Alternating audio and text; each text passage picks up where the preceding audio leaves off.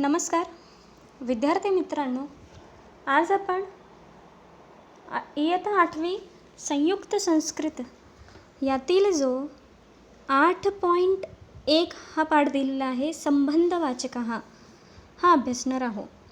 संबंध म्हणजे काय? नाते. ठीक आहे. यामध्येच आपण प्रश्न कसे विचारायचे, प्रश्न निर्माण करायचे हे सुद्धा बघणार आहोत. तर इथे काही संबंध दिलेले आहेत. 8.1 पाहू आपण त्यामध्ये. ठीक आहे. तर सर्व विद्यार्थी पुस्तक घेऊन बसतील. पहा काय दिलेलं आहे की एका पहिल्या बॉक्समध्ये दशरथः, रावणः, धृतराष्ट्रः, रामः आणि भीमः ही नावं दिलेली आहेत. दुसऱ्या याच्यामध्ये रामः, मेघनादः, दुर्योधनः, लवः आणि घटोत्कचः, म्हणजे एकाकडे पितांची नावं आहे आणि एकाकडे पुत्रांची नावं आहेत. तर आता इथे प्रश्न कसा विचारायचा पहा. काय विचारलेलं आहे? कस्य पुत्रः रामः?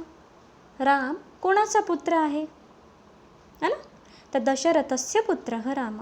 दशरथाचा पुत्र. षष्ठी विभक्ती इथे वापरलेली आहे देवस्य प्रमाणे. तर दशरथस्य पुत्रः रामः. कस्य पिता दशरथः? दशरथ कुणाचे पिता आहे? रामस्य पिता दशरथः. रामाचे पिता दशरथ आहे. आता खाली काही आपल्याला वाक्य दिलेली आहेत. पहा. रावणस्य पुत्र मेघनादः. बरोबर आहे. त्यानंतर आता कोणाचा पुत्र आहे दुर्योधन? सांगा. तर धृतराष्ट्रस्य पुत्र दुर्योधनः. धृतराष्ट्रस्य पुत्रः दुर्योधनः. त्यानंतर लवः. कोण आहे लव? राजाचा पुत्र. तर रामस्य पुत्रः लवः. ठीक आहे. रामस्य पुत्रः लवः.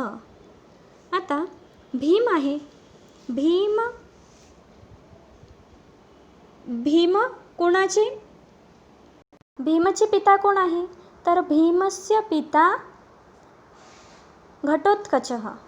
भीमस्य पिता घटोत्कचः. त्यानंतर मेघनादस्य पिता रावणः. दुर्योधनस्य पिता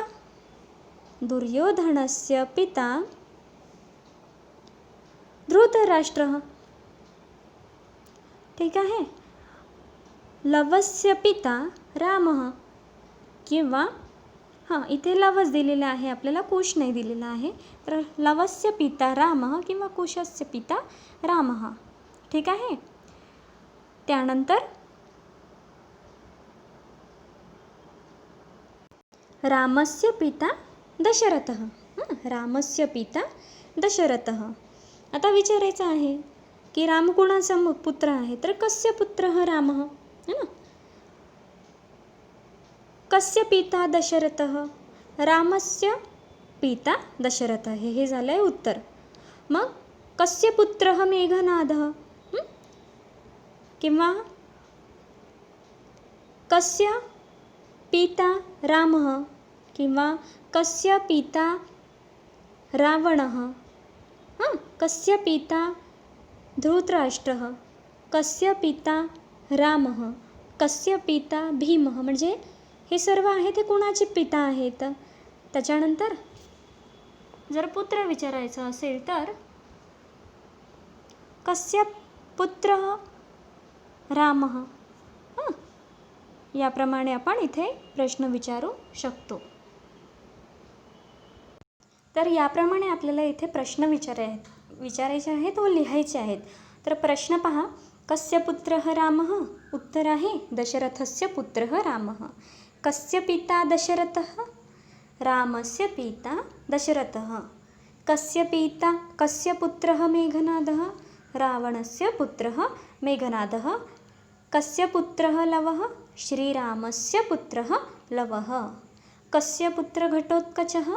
भीमस्य पुत्रः घटोत्कचः. याप्रमाणे आपल्याला इथे प्रश्न बनवायचे आहेत. आता दुसरं काय दिलेलं आहे? 8 पॉईंटमधील 1.2 जे आहे तर पहा. रामायणस्य कविः वाल्मिकी. बरोबर आहे, रामायणस्य कविः वाल्मिकी. तर कवी आहे म्हणून इथे कह आपण वापरू. ठीक आहे. कह रामायणस्य कविः. प्रश्न काय वापरणार आपण? कह. कोण? कह रामायणस्य कविः. तर रामायणस्य कविः वाल्मीकिः. महाभारतस्य कविः व्यासः. बरोबर आहे, उत्तर आहे. तर प्रश्न कसं विचारणार? कह महाभारतस्य कविः. तर महाभारतस्य कविः व्यासः हे उत्तर होईल. ठीक आहे. मग कालिदास, रघुवंशस्य कविः कालिदास. रघुवंश ही रचना कालिदासाची आहे. तर कह रघुवंशस्य कविः. बरोबर आहे. कह हे आपण प्रश्नार्थकसाठी वापरलं. जसं सह कह, आठवलं? सा साठी का, येते साठी के. जर कुठे आहे विचारायचं आहे तर कुत्र. ठीक आहे. हे सर्व आपण शिकलो आहोत. आता पुढे जयदेव, जयदेवांनी गीतगोविंदम याची रचना केलेली आहे. ठीक आहे. त्याचे ते कवी आहेत. तर गीतगोविंदस्य षष्ठी विभक्ती लावायची. गीतगोविंदस्य कविः जयदेवः. गोविंदाचे कवी जयदेव आहे. तर प्रश्न कसं विचारणार? कह गीतगोविंदस्य कविः. तर जयदेवः किंवा गीतगोविंदस्य कविः जयदेवः. समजलं? आता पुढे, आता कोणाची पत्नी कोण? ठीक आहे. पती आणि पत्नी इथे संबंध दाखविलेला आहे. तर आपण पाहूया. पहिल्या याच्यामध्ये बॉक्समध्ये दिलेलं आहे सीता, उर्मिला, रमा, पार्वती आणि रुक्मिणी. दुसऱ्यात इकडे पत्नींची नावं आणि इकडे पतींची नावे दिलेली आहेत. रामः, लक्ष्मणः, माधवः. त्यानंतर शिव आणि विठ्ठल ही पतींची नावे दिलेली आहेत. तर कुणाचा पती कोण आणि कुणाची पत्नी कोण आपण पाहणार आहोत. ठीक आहे. प्रश्न निर्माण करायचे आहेत आपल्याला. तर पहा, कस्य पत्नी सीता. कुणाची पत्नी आहे? तर रामस्य पत्नी सीता आहे. बरोबर. आता इथे कस्य कशाला वापरलं आहे? कारण रामस्य आहे त्याकरिता कस्य वापरलेला आहे. ठीक आहे. नंतर कस्याः पतिः रामः. राम कुणाचा पती आहे? स्त्रीलिंगीसाठी इथे सीतयाः आहे म्हणून इकडे कस्याः. कस्याः पतिः रामः. तर सीतायाः पतिः रामः.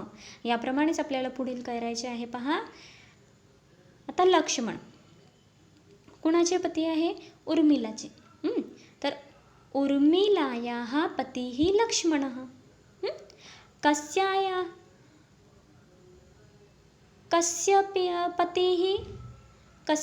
पतिः लक्ष्मणः. तर उर्मिलायाः पतिः लक्ष्मणः. नंतर माधवः. कस्याः पतिः माधवः. तर रमायाः पतिः माधवः. नंतर पार्वत्याः पतिः शिवः. बरोबर आहे. कस्यायाः पतिः शिवः. तर पार्वत्यायाः पतिः शिवः. विठ्ठलः. कस्यायाः पतिः विठ्ठलः. तर रुक्मिण्यायाः पतिः विठ्ठलः. आता उर्मिला कुणाची पत्नी? कस्य पत्नी उर्मिला? लक्ष्मणस्य पत्नी उर्मिला. नंतर कस्य पत्नी पार्वती? शिवस्य पत्नी पार्वती. कस्य पत्नी रमा? माधवस्य पत्नी रमा. कस्य पत्नी रुक्मिणी? विठ्ठलस्य पत्नी रुक्मिणी. ठीक आहे. याप्रमाणे आता आपल्याला इथे प्रश्न कस्य जर रामस्य असेल, लक्ष्मणस्य असेल तर कस्य, सीतायाः असेल तर कस्य. ठीक आहे. इथे आपल्याला प्रश्न निर्माण करावयाची आहेत. तर कस्य, कस्याः, कह ही प्रश्नार्थक शब्दांचा वापर करून इथे प्रश्न निर्माण आपल्याला करायचे आहेत. धन्यवाद.